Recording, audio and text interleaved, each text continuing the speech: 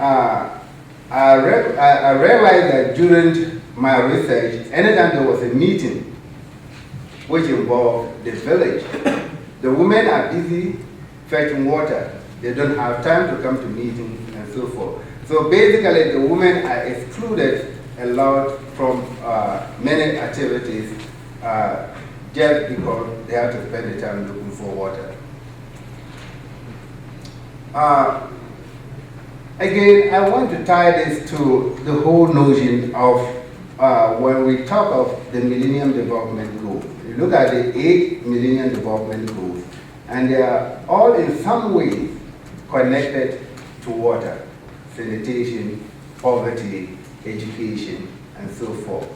So access to drinking water by women is fundamental in achieving the Millennium Development Goals.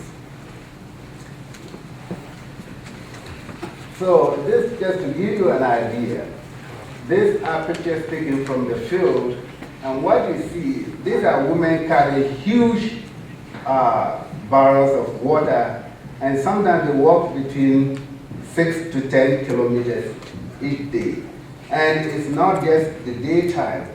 During the lean season, what I call the dry season, these women will leave the house sometime around 1 o'clock, 2 o'clock in the morning, and may return around 6. And they have to continue doing that. And sometimes they have not just carrying the water, they have to carry their babies with them on their back while also carrying the water. And when you look down there on my right, what you see until the 1970s, one way of getting this water was from the stream. This has changed very much thanks to a number of organizations and people realizing that access to water is fundamental to the survival of society itself.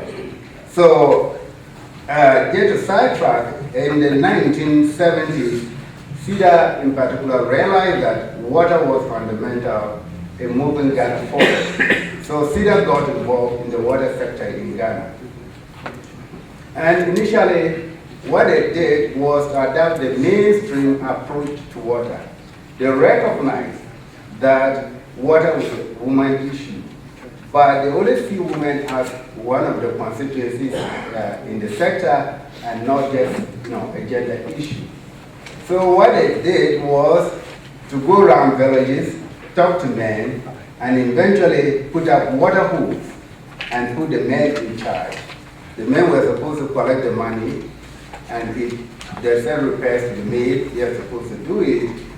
And a few years later, when they returned, more than half of those water holes were broken down, and the men have spent the money in drinking beer. So they had to go back to the drawing board and said, well, this package is from Ottawa, but we have to revisit it. So they consulted with one famous Canadian anthropologist, Dr. Livingston. And he came out with the whole idea that water is a woman issue and the women will have to get involved. So the second phase of CEDA's project, they actually went to the village, took women and trained them and made them in charge of water holes. And that was one of the success stories CEDA still, spread around. And it has been very successful. Most of these villages now have water holes.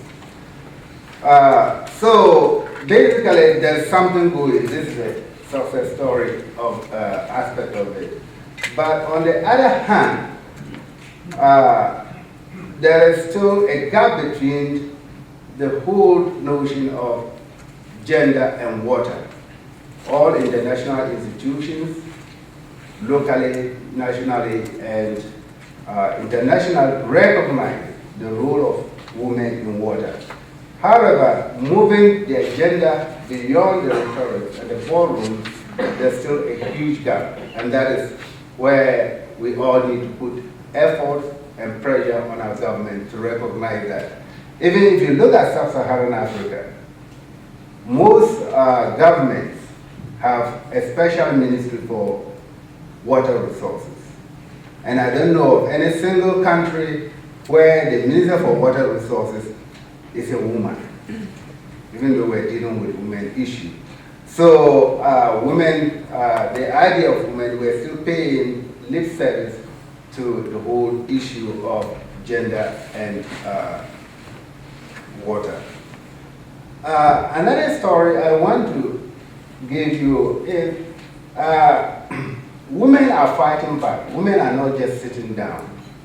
And in a work done by Apentiik in Cameroon, he looked at how women have been fighting back on water.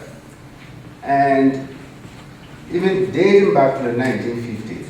In the 1950s, the only borehole in one village in northern Cameroon called Tebe had broken down. Upon complaints and complaints, the district, the local administration refused to repair it. And the women decided to demonstrate. And what they did was, they decided to go to his office and naked themselves. And within 2 days, the borehole was put to use.